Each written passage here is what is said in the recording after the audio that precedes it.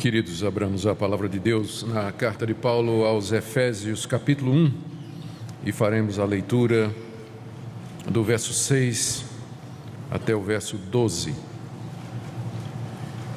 Estamos dando continuidade à nossa série de exposições na carta aos Efésios.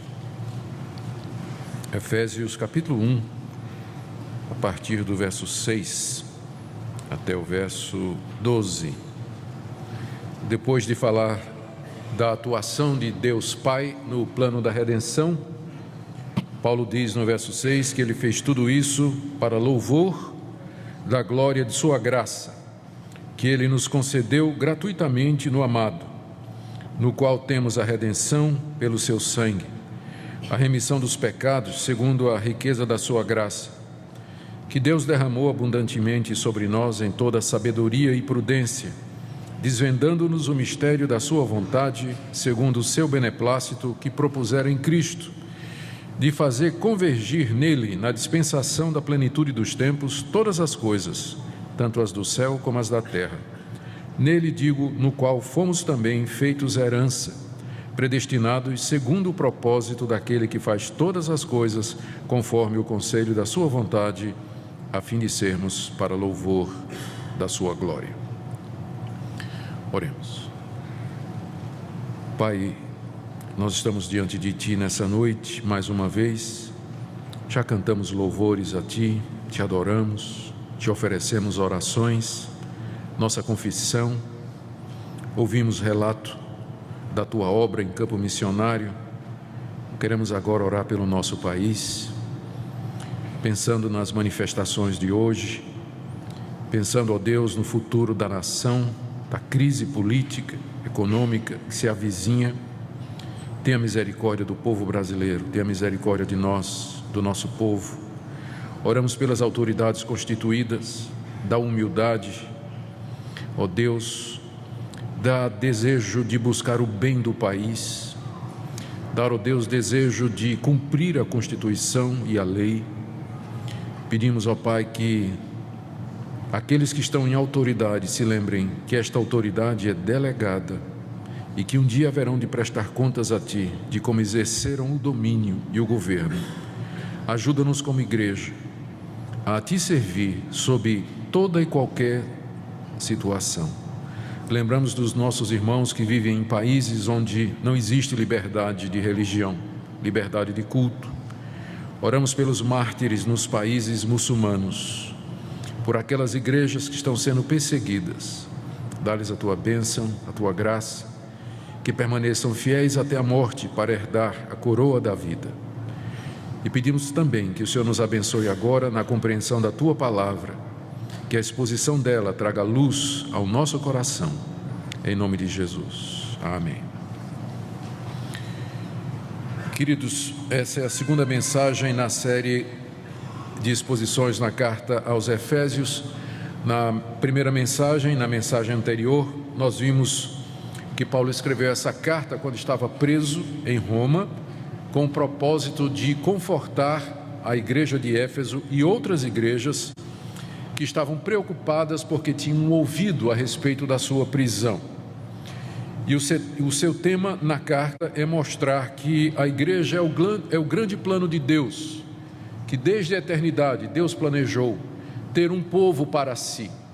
E com esse objetivo Ele enviou seu Filho Jesus Cristo e levantou apóstolos que anunciassem a obra de Cristo e interpretassem a sua pessoa e aquilo que Ele havia feito. E Paulo estava preso por isso. Então, longe de ser um motivo de preocupação para as igrejas, a prisão de Paulo por pregar o Evangelho era o cumprimento do plano de Deus e era motivo de glória para eles. Aqui no primeiro capítulo, Paulo expõe esse plano de Deus, de que maneira ele foi feito. Ele fala do papel e da obra de Deus Pai, de Deus Filho e Deus Espírito Santo. Nos versículos de 3 a 6, que nós vimos na mensagem anterior, ele bendiz a Deus porque Deus nos abençoou com bênçãos espirituais. E ele começa a descrever estas bênçãos. Ele fala da eleição. Deus na eternidade elegeu, escolheu para ele um povo de entre a humanidade para ser santo e irrepreensível. Deus os predestinou para serem filhos dele, mediante a adoção em Cristo Jesus. E agora Paulo vai se referir a outras bênçãos espirituais, só que dessa feita relacionadas com o papel de Deus Filho, com a obra de Jesus Cristo. E ele vai mencionar aqui a aceitação que nós temos diante de Deus, mediante Jesus, a redenção e remissão dos pecados, a revelação da vontade de Deus, união com Cristo e o fato de que nós somos feitos herança para Deus. Antes de entrar na exposição destes privilégios que nos foram dados, vamos lembrar algumas coisas que nós já vimos e que precisam sempre ser lembradas. As bênçãos que Paulo menciona aqui, escolha, predestinação, perdão de pecados, união com Cristo, elas não são dadas à humanidade toda. Nós fazemos uma distinção entre graça comum e graça especial. Graça comum é o favor que Deus demonstra para a humanidade, independente daquilo que as pessoas acreditam. Você vai encontrar ateu que tem saúde boa, tem prosperidade financeira e desfruta até uma certa medida de tranquilidade e paz. Então, de onde vem isso? Com certeza não vem do mérito dele ou de fé que ele tenha, mas simplesmente do fato de que Deus faz com que o seu sol saia sobre justos e injustos e que a chuva caia no quintal de justos e pecadores. Então, nesse sentido, Deus não faz distinção. Ele abençoa a humanidade com bênçãos materiais, ele traz prosperidade para as pessoas são capacitadas, independente delas crerem em Deus ou não, com capacidade para fazer música, fazer arte, para fazer ciência, fazer pesquisa, fazer descobertas, pessoas que têm habilidades extraordinárias e que não querem nada com Deus. Tudo isso é a graça especial, é a graça comum de Deus. Com ela, Deus abençoa a humanidade. E se não fosse isso, o mundo seria insuportável. Seria um lugar impossível de viver. Mas por amor à sua criação, Deus faz com que até pessoas que não acreditam nele recebam bênção, graça, favor, capacidade, talentos e oportunidades aqui nessa vida. Então, quando você encontrar uma pessoa que não crê em Deus e no Senhor Jesus, mas você percebe que ela tem coisas boas e que coisas boas acontecem com ela, lembra que isso é a graça comum de Deus, é o favor de Deus, é o amor dele pela sua criação. Distinta dessa graça comum, tem a graça especial de Deus, em que Deus concede bênçãos espirituais e relacionadas com a salvação, mas isso somente para o seu povo. Perdão de pecados, adoção de filhos, a vida eterna, depois da morte ir para o céu, viver com Deus para sempre. Isso Deus não dá a todo mundo. Essas bênçãos ele reserva para o seu povo, aquele povo que nós vimos na mensagem anterior, que ele escolheu e predestinou antes da fundação do mundo. Então pode acontecer coisas do tipo: você encontrar gente que não quer saber de Deus, mas está cheio de bênção material. E você pode encontrar gente que sofre nesse mundo, doença, dificuldade, vive apertadinho na ponta do lápis, mas que se alegra porque tem certeza de que seus pecados foram perdoados mediante Jesus Cristo. Com todas as vantagens que o primeiro grupo oferece, eu prefiro o segundo, porque nesse primeiro grupo, essas bênçãos elas se limitam a esse mundo e vai terminar um dia. Nós vivemos o quê? 80 anos, 85? Acho que mais. Aqui nessa igreja tem gente perto dos 100, né? Então, mas essas bênçãos elas vão durar esse tempo aí. As bênçãos espirituais que advêm da graça especial, elas vão durar, elas têm efeito eterno. Eternidade é fora. Perdão de pecados, justificação, ser aceito por Deus, perdoado por Deus, isso de fato não tem preço. Esses privilégios, em segundo lugar, eles são dados em Cristo Jesus. Quando nós lemos de 3 a 6, que foi o tema da mensagem anterior, percebemos que Paulo o tempo todo está dizendo que Deus fez isso em Cristo, Deus nos deu isso em Cristo, Ele permitiu isso por Cristo Jesus. Tudo que nós temos é mediante Jesus Cristo, por causa do seu sacrifício na cruz, por causa da sua ressurreição, nós podemos ser abençoados com estas bênçãos especiais relacionadas com a salvação. Terceira coisa, estas bênçãos, elas são dadas gratuitamente. Tudo isso que eu falei, escolha, predestinação, salvação, redenção, perdão de pecados, isso não foi dado para nós e não nos é dado com base em qualquer mérito que nós tenhamos ou previsto por Deus, mas pela graça soberana de Deus, pelo seu amor incondicional, soberano e eletivo, que nos foi dado antes da fundação do mundo. E quarta coisa, estas bênçãos, elas são dadas para a glória de Deus. A passagem 3 vezes, a passagem de 3 a 14, que trata desse plano, 3 vezes ela diz que Deus fez tudo isso.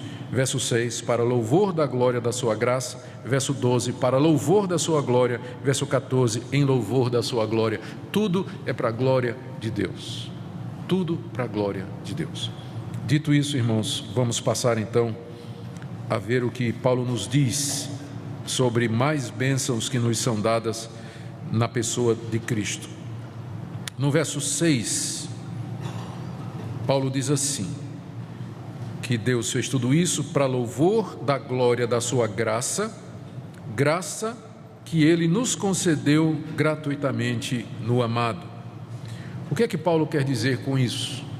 Graça que Deus nos deu gratuitamente. Eu penso que a figura que está por detrás aqui é a figura tirada do ritual dos palácios, onde o rei, assentado no seu trono, na sala real, inacessível, e concedia a algumas pessoas a graça de entrar à sua presença. Há um episódio destes no Antigo Testamento, quando o rei Assuero estende o seu bastão e concede que a rainha Ester chegue à sua presença. Ninguém podia acessar o trono real, a não ser por permissão do rei, se o rei concedesse favor. E uma vez que você conseguisse acesso ao rei, você podia pedir a ele qualquer coisa. A gente vê isso no episódio da rainha Ester no Antigo Testamento. Isso era uma prática no mundo oriental. Eu penso que é essa figura que Paulo está usando aqui. É como ele está dizendo, Deus concedeu a nós a graça de entrarmos na sua presença. Deus é o soberano Rei do universo. Ele está sentado no trono do mundo. Ele tem todo o poder no céu e na terra. Nós não podemos chegar à presença dele sem sermos convidados e sem que ele abra a porta, estenda o seu favor e nos convide à sua presença. Mas Deus nos deu graça, temos acesso a Deus, é isso o favor de Deus. Nós podemos chegar à presença do Rei do universo e diante do seu trono pleitear com Ele a nossa condição, a nossa situação, entregar diante dEle as nossas necessidades, confessar os nossos pecados, pedir perdão, acesso a Deus. Esse é um privilégio que Deus não dá a todo mundo, que as pessoas se cheguem a Ele, se aproximem dEle, adentrem a sua presença majestosa. É isso que Paulo diz aqui, graça que nos foi concedida. A situação do homem, nós sabemos pela Bíblia e pela experiência, é de exclusão da presença de Deus. Todo mundo conhece a história da queda do homem narrada em Gênesis 3. No jardim, o homem tinha comunhão com Deus. Ele desobedeceu a Deus, virou as costas para Deus. Como castigo, Deus os expulsou do jardim. Então a situação da humanidade hoje é fora do jardim. O jardim representa a presença de Deus, onde Deus está. Nós somos expulsos de lá. Para voltar, nós temos que ser convidados. A porta tem que ser aberta por Deus, para que nós possamos ter comunhão com Ele. Isso é graça, é favor de Deus, porque Ele não faz isso com base em nosso mérito, porque nós não temos merecimento algum, mas pela sua graça, pelo seu favor. Então Deus nos concedeu graça, verso 6, no amado. Está vendo aí essa expressão? Ele diz que foi graça concedida gratuitamente.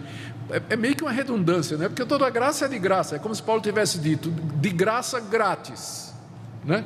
De graça gratuitamente. Ele quer enfatizar que esse acesso a Deus, esse retorno ao paraíso, a presença de Deus, não é por mérito, mas favor de Deus. E ele diz aqui que isso foi feito, está vendo a expressão? No amado. Quem é o amado de Deus? Deus ama o mundo. A Bíblia diz, Deus amou o mundo de tal maneira, mas tem um que é o amado, com A maiúsculo, não é? O amado de Deus. Quem é o amado de Deus? É seu Filho, Jesus Cristo. Ele é o amado de Deus. Talvez Paulo esteja aqui se referindo ao fato de que no dia em que Jesus foi batizado, os céus se abriram, o Espírito Santo desceu como pomba sobre ele, e a voz de Deus Pai foi ouvida dizendo: este é o meu Filho amado, em quem me comprazo. Cristo é o amado do Pai, Deus Filho é o amado de Deus Pai, que nos aponta para o fato de que Deus, Ele é completo. As pessoas, eu já ouvi isso, você já deve ter ouvido também, as pessoas querendo explicar por que Deus criou o homem, vêm com essa ideia de que Deus estava se sentindo sozinho, ou que Deus precisava expressar o seu amor, por isso Ele criou o homem para que na humanidade Deus expressasse o seu amor. A resposta é que Deus nunca precisou de alguém para expressar o seu amor, porque o Pai ama o Filho, que ama o Espírito, que ama o Pai.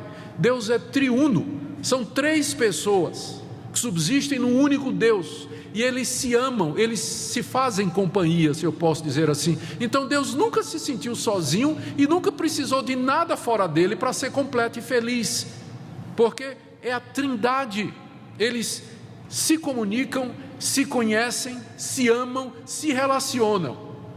Então Deus, quando criou o mundo e quando nos criou, não fez porque tinha necessidade de alguma coisa, não tem nenhuma causa fora de Deus pela qual Ele faz as coisas. Ele faz as coisas porque quer, porque Ele é completo, Ele é perfeito, Ele não tem nenhuma deficiência nele que o obrigasse a criar o mundo e a humanidade. Nós existimos por favor dele, por graça dele, por determinação dele, e essa graça nos foi dada nessa pessoa, no Filho, que é o objeto do amor de Deus Pai. E isso, creio, Paulo diz para ressaltar o fato de que foi esse amado do Pai que veio ao mundo para realizar o plano da salvação, que é o que vem nos versos seguintes. A sequência da passagem é simples. Quando Paulo fala do Pai, nos versos de 3 a 6, ele diz que na eternidade, está tudo no passado, na eternidade Deus nos escolheu e Deus nos predestinou. Aí ele diz, Ele nos concede essa graça de termos acesso à sua presença no amado, e em seguida ele diz no verso 7, no qual, amado, nós temos a redenção pelo seu sangue, a remissão dos pecados segundo a riqueza da sua glória.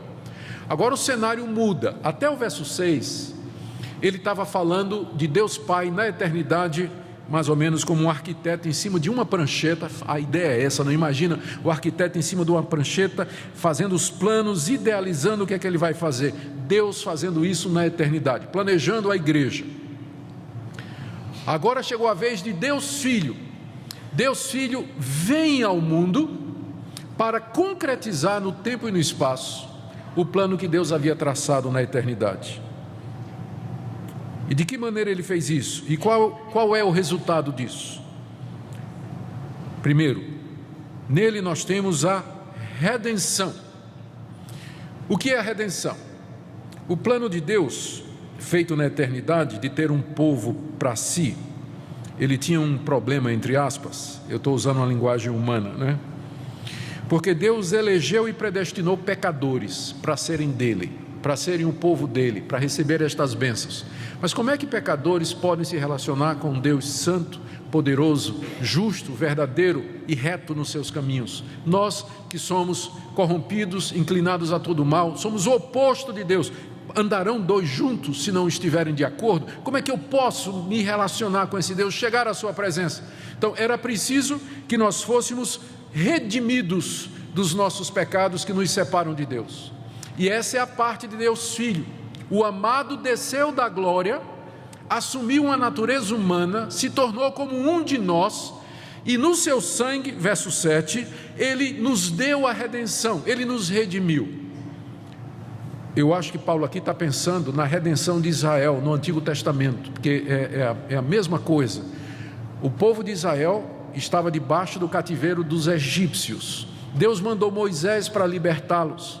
E a libertação aconteceu quando Moisés mandou que o povo imolasse um cordeiro e passasse o sangue na ombreira da porta, porque naquela noite o destruidor passaria pelo Egito, mas aqueles em cuja ombreira estivesse, o umbral da porta estivesse o sangue, aquele seria poupado, seria salvo, seria redimido, resgatado.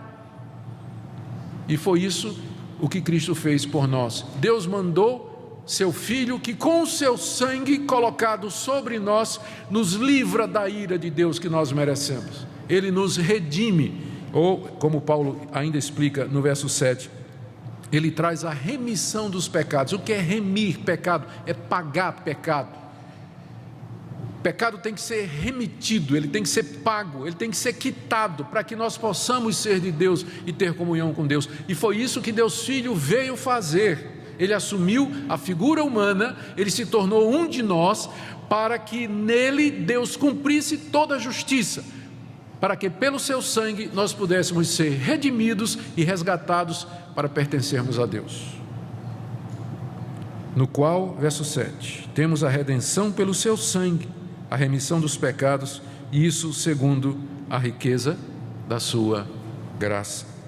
Graça, ele diz aí no verso 8, que Deus derramou abundantemente sobre nós em toda sabedoria e prudência. Nós estamos diante da doutrina central do Evangelho.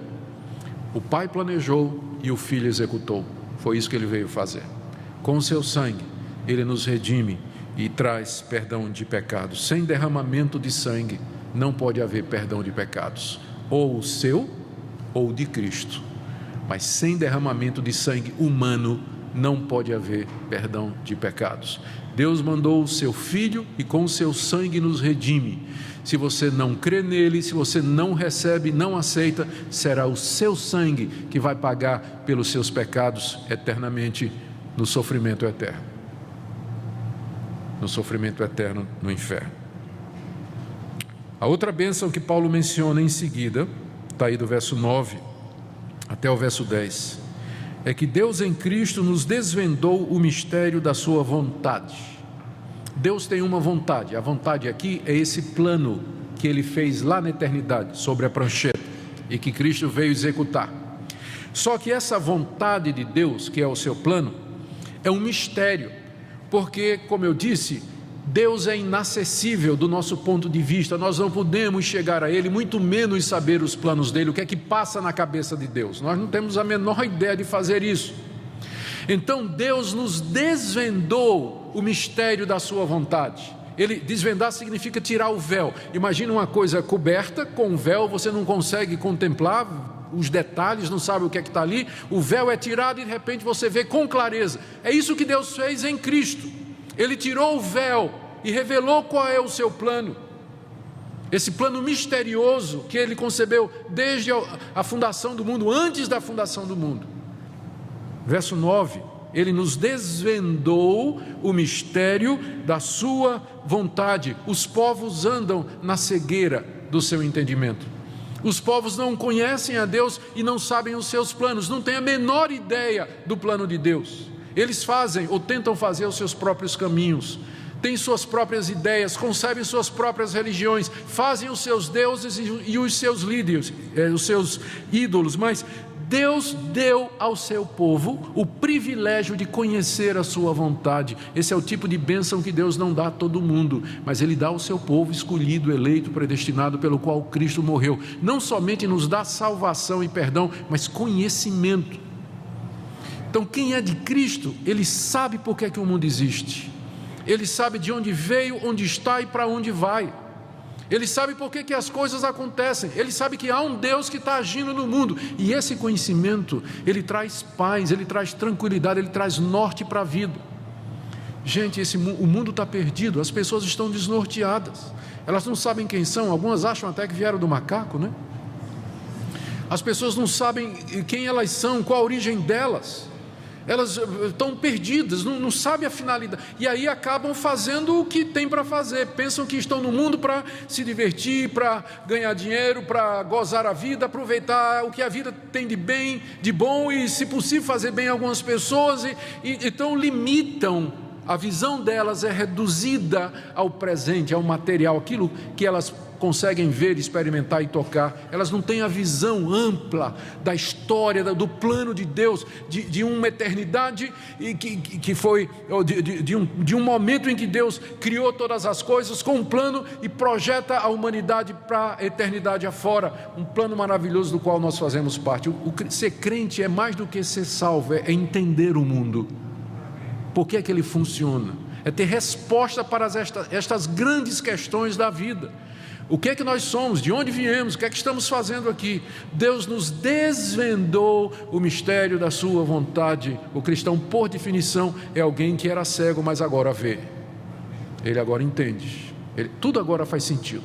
A vida faz sentido. A história faz sentido. A sua história faz sentido. Deus nos desvenda o mistério da sua vontade. E qual é essa vontade? Está dito aí, verso 9 e 10. A sua vontade é, segundo o seu beneplácito, a palavra beneplácito quer dizer o prazer dele, segundo o seu bom prazer, que ele propôs em Cristo, propôs lá na eternidade. Olha o verso 10, de fazer convergir em Cristo, na dispensação da plenitude dos tempos, todas as coisas, tanto as do céu como as da terra. Esse é o plano misterioso de Deus, de fazer a criação toda convergir para Cristo, fazer a criação toda se voltar para Cristo, fazer com que na plenitude dos tempos, que está chegando, já começou, com a vinda de Cristo, com a sua morte e a sua ressurreição, com a ação do Espírito Santo no mundo, Deus está reunindo um povo, mas esse momento se aproxima em que todo joelho se dobrará e toda língua confessará que Jesus Cristo é Senhor, para a glória de Deus Pai. A criação será liberta do cativeiro da corrupção e Cristo reinará sobre esse mundo e todos vão se curvar diante dele. Ele é o Senhor absoluto. Então esse é o plano de Deus, dar o seu Filho como soberano do universo, e toda a criação se humilhar diante dele, se curvar diante dele em adoração, alguns em gratidão, louvor e adoração, e os outros condenados eternamente, mas todos submissos, todos dominados, debaixo da sua autoridade. Esse é o plano de Deus, é isso que Deus está fazendo, e ele começou mandando o seu Filho, que morreu na cruz, rejeitado pelos homens, ressuscitou dos mortos, subiu aos céus, enviou os seus servos para pregar o Evangelho, anunciar o Evangelho ao mundo, chamar as pessoas, constituir um povo aqui e preparar esse povo para a glória. Que coisa maravilhosa fazer parte desse plano. E Paulo diz que ninguém vai fazer com que esse plano falhe. No verso 11 ele diz: nele, Cristo, digo, no qual fomos também feitos herança. Essa é mais uma das bênçãos que Paulo menciona. Nós somos a herança de Cristo. Se Ele é aquele para onde todas as coisas vão convergir, nós somos a herança dele, o povo que Ele vai ganhar como herança. Lá no livro do profeta Isaías 53, quando é descrito o sofrimento do Messias, está dito que Deus deu a Ele como recompensa muitos homens. E lá no Salmo 2 está dito, o pai diz ao filho: me peça e eu te darei as nações como herança. Qual é a recompensa de Deus Filho por ter derramado o seu sangue na cruz? O que é que ele ganha com isso? A resposta é: você e eu. Nós somos a herança de Cristo, essa é a recompensa de Cristo. É por isso que na Bíblia a igreja é chamada de quê? A noiva de Cristo, não é isso? A Bíblia fala das bodas do Cordeiro, do casamento de Cristo com a sua noiva, que é a igreja. Nós somos a herança de Cristo. O trabalho penoso dele, a agonia que ele sofreu na cruz, o que é que ele vai ganhar com isso? Nós. Um povo para si, eternidade afora, com quem ele terá comunhão e alegria. Nele nós somos feitos herança. E Paulo termina, como eu disse, dizendo no verso 11, que isso vai acontecer, porque ele diz: predestinados segundo o propósito daquele que faz todas as coisas conforme o conselho da sua vontade. É como se Paulo dissesse: isso vai acontecer, esse plano que Deus elaborou e que o Filho executou, vai acontecer porque isso foi predestinado pelo Deus que faz tudo de acordo com a sua vontade. Ele não pede a sua opinião nem a minha, mas a sua soberania garante que isso vai acontecer. E verso 12: a fim de sermos para louvor da sua glória. Ponto. Eu estou colocando ponto porque não tem no original grego. Termina aqui a descrição que Paulo faz da obra de Deus Filho. O Pai escolheu e predestinou, o Filho veio e nos deu acesso ao Pai, redenção, remissão, desvendamento e conhecimento do mistério do Pai, união com Ele e herança, nos fez herança. E tudo isso de acordo com a predestinação de Deus, o Deus que faz todas as coisas segundo o conselho de sua vontade, para louvor da sua glória. Queridos, quais são as aplicações que nós podemos fazer do Evangelho para nós? Porque o que acabei de expor para vocês é o Evangelho. Primeiro, talvez haja pessoas aqui nessa noite que ainda não conhecem ou não foram alcançadas por estas bênçãos maravilhosas de Deus, que valem muito mais do que as bênçãos materiais. Eu convido você nessa noite a que você busque a Deus, que você bata na porta do palácio, que você se ajoelhe diante do trono e diga: Deus, eu me chego a Ti como miserável pecador e peço que o Senhor me conceda a graça de pedir perdão. Eu quero me chegar a Ti. Eu quero que você faça o contrário nessa noite do que muitas igrejas que estão por aí, elas fazem, do tipo assim: Deus está com saudade de você, Deus está esperando você falar com Ele, Jesus está sentindo sua falta, dá uma chance para Jesus, tadinho, está triste lá, você não vem, Deus fez tanto por você e você não, dá uma oportunidade a Jesus, Deus está esperando. É o contrário. Você que tem que bater na porta de Deus e dizer: Deus, tenha misericórdia de mim. Será que há esperança para mim? Eu não quero sofrer eternamente por causa dos meus pecados. Eu sei que há perdão no sangue do Teu Filho. Recebe-me na Tua presença. Você devia estar fazendo isso hoje, enquanto você pode. Enquanto você pode. Talvez haja alguns aqui nessa noite que pensem que a salvação e o perdão é alguma coisa que Deus dá a quem merece. Eu creio que essa passagem deixa muito claro que o perdão de pecados e a salvação não é dada a quem merece. Primeiro porque ninguém merece. Pessoas acham injustas. Eu sei que tem gente que vai achar injusto isso que eu disse, que Deus elege e Deus predestina. Diz: mas isso não é discriminação, não é injustiça? Por que injustiça? Injustiça é quando você tira o direito de alguém. Você não tem um direito a ser salvo? Tem?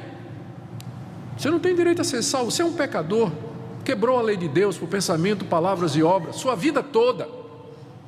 Você tem direito a quê? Se você nunca diga assim: Deus, eu só quero o meu direito. Eu já ouvi essa frase em alguns programas evangélicos, o pessoal diz assim: Deus, restitui o que é meu. Não faça isso. Não peça para Deus restituir o que é teu, porque é ira e condenação, é o que você merece. Não diga assim: Deus, eu só quero que o Senhor seja justo comigo. Não faça isso. Não faça isso. Não peça justiça a Deus, peça misericórdia.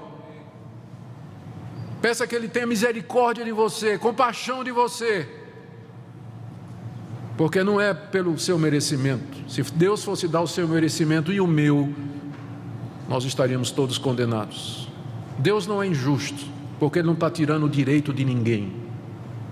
Injustiça é quando você tira o direito de alguém. Nós não temos direito nenhum, a não ser de ir para o inferno. Então, quando Ele resolve salvar graciosamente, Ele não está sendo injusto, está sendo gracioso, está sendo misericordioso, está sendo compassivo.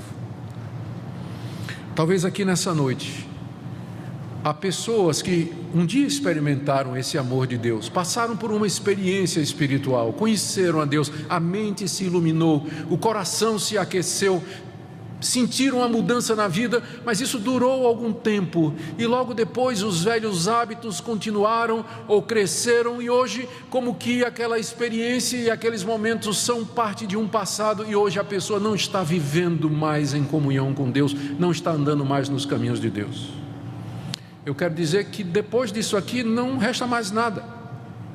Se você jogar isso fora, se você virar as costas para aquilo que você conheceu, experimentou, não há outra expectativa.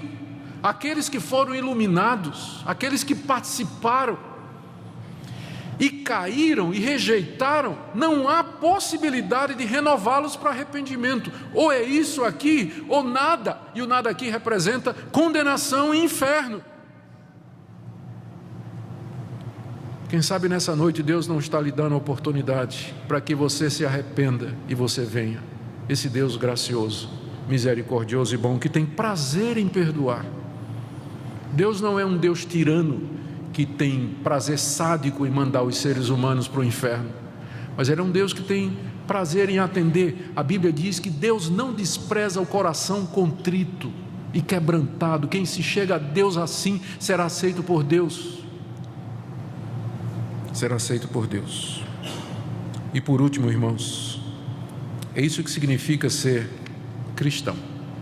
Nós somos cristãos porque nós cremos em Cristo. Cremos que aquele através de quem nós temos perdão, redenção, acesso a Deus, remissão de pecados.